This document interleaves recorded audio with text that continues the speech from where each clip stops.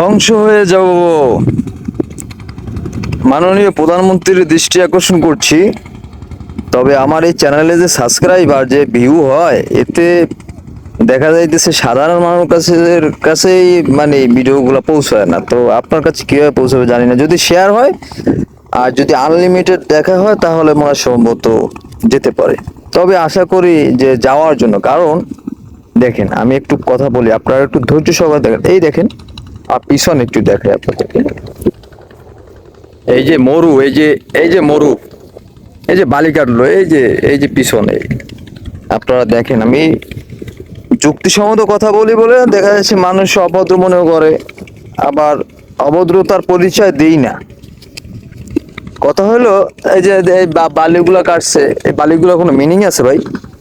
এই বালিগুলা কাটছে দেখেন, ওই যে পিছনে আবার এই যে ঘর বাড়ি, ওই পিছনে এইখান থেকে বালি কাটছে, এপাশে কিছুই দেয় নাই, এপাশে কিছুই দেয় না। ওই পিছনে যে ঘর বাড়িগুলো আছে, মানে আপনার ভাতের থালে আপনারা কোনোদিন বালি খাইছেন?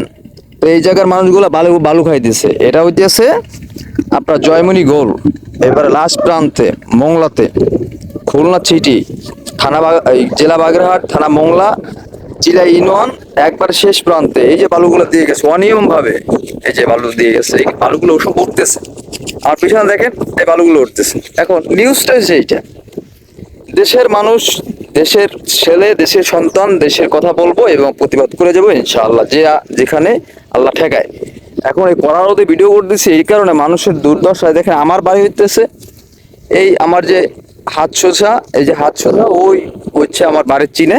তো ওইখান দেখে দেখা যাইতেছে এই যে বালু, এই বালুতে আপনি দেখবেন যে এই আশেপাশে মানে পিছন থেকে যতগুলো আছে, এই স্থির থাকে না ভাই, এই প্রচুর বাতাস দেখতেছেন না আপনার। বয়সটা তো দেখা যাইতেছে একটু মানে গোলা আশা করে বয়স গুলা যাচ্ছে।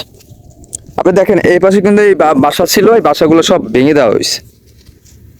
আর ব্যাপারটা হলো যে এই যে বালুগুলা যে অনিয়ম ভাবে যদি একটু ভালোভাবে বেরিবাদ দিয়ে, এই দেখেন এই পাশে, এই আমার ও পিছনে বসত ঘর, এই পিছনে বসত ঘর, এই পিছনে বসত ঘর, এই পাশে আবার, এই পাশে আবার পশুর নদী। এই পশুর নদীতে দেখা যাইতেছে যে বাতাস, স্পিডে বাতাস আসে, এই স্পিডে বাতাসের কারণে আপনি দেখা যাচ্ছে সব মানে উড়াই নিয়ে যায়, বালিগুলো সব উড়াই নিয়ে মানুষের ঘর বাড়ি, থাল বাসন যেখানে যদুর আছে, মনে করেন পকেট, মানে পকেট বালি যারা বলে, যে আপনি থালে মনে করেন ভাত নিছেন, ভাতের সাথে আপনার বালি মনে করেন 2 চামচ খাওয়া হয়ে গেছে, এরকম একটা পরিবেশ আজকে।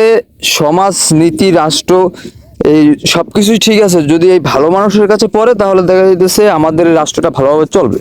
এখন দেখা যাচ্ছে মাননীয় প্রধানমন্ত্রী এখানে টাকা পাঠাইছে, এদিক থেকে দেখে ফেলছে, আমাদের কিছু করণীয় আছে? এখানে বালি ফেলাইছে, দেখা যাইতেছে তার এই যারা বালি ফেলাইছে তার পৈতৃক সম্পত্তি মনে করে ফেলাইছে।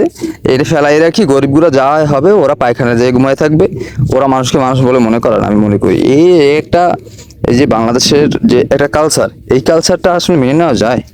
তো বলেন, দেখেন মানুষের জীবিকা অর্জনের জন্য কত কষ্ট করা লাগে, তো কত পরিশ্রম করা লাগে, কিন্তু মানুষ যদি ঠিকঠাক মতন একটু 2 বেলা ভাত না খাইতে পারে, তো দেখা যাচ্ছে আপনার দাম বাড়াই দিচ্ছেন। ওই যে আলুর কেজি এখন খাওয়া লাগে 70 টাকা, পেঁয়াজের কেজি 100 টাকা, চালের কেজি 65 টাকা, মানে ডালের কেজি বললাম না, উস্তের কেজি বললাম না। আপনারা যা করতেছেন করেন, আল্লাহ দেখবে, করেন, কিন্তু মাননীয় প্রধানমন্ত্রী কিন্তু আসলে রেট ঠিক মতন রেখেছে। মানে আপনারা বুঝেন, কিন্তু মাননীয় প্রধানমন্ত্রী রেট ঠিক রেখেছে, কিন্তু এরা কি করতেছে, এই পাবলিক গুলা কিন্তু রেট বাড়িয়ে দিয়েছে। এখানে সরকারে ভাই, সরকারের দোষ দিয়ে আমাদের কোনো লাভ নেই, এখানে সরকারে কিছুই নেই ভাই। আমি সংসার চালাই, এখন আমি আমার ছোট ভাইকে দিয়ে 10 টাকা দিয়ে বললাম যে ভাই তুমি আমার জন্য 5 টাকার চকলেট নিয়ে এসো। এখন ওরে বললাম যে তুই ভালো চকলেট নিয়ে আসতে, ও দেখা যাইতেছে ওই 8 আনার চকলেট নিয়ে চলে আসছে। এখন আমি তো খাই ফেলছি। কথা বুঝতে পারছেন? একটা সংসার চালাইতে অনেক কষ্ট হয়, আর তো এটা তো একটা রাষ্ট্র, এই রাষ্ট্র চালাতে যে কি কষ্ট হয় যেই চালায় সেই জান।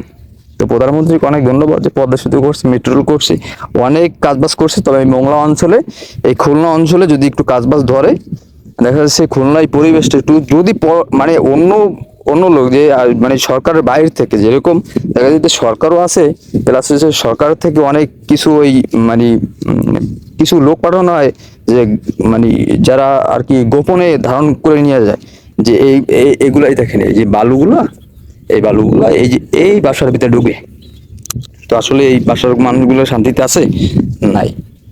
তো এই গোয়েন্দা বিভাগ পাঠাইয়া এই যারা নিজেরা তত্ত্বাবধান আছে, যারা এই কাজগুলো করে গেছে আর এই কাজগুলোর ঠিক মতন কালচার রাখে নাই, আর এদের কাছে বেরিবাদ টেরিবাদ কিছুই দেয় নাই, এদেরকে পিটিয়ে তক্তা বানাই দেওয়া উচিত। এটা সরকারের কাছে করো দাবি। ধন্যবাদ সবাইকে ভিডিওটি দেখার জন্য। চ্যানেলটি সাবস্ক্রাইব করে পাশে থাকুন। ধন্যবাদ সবাইকে।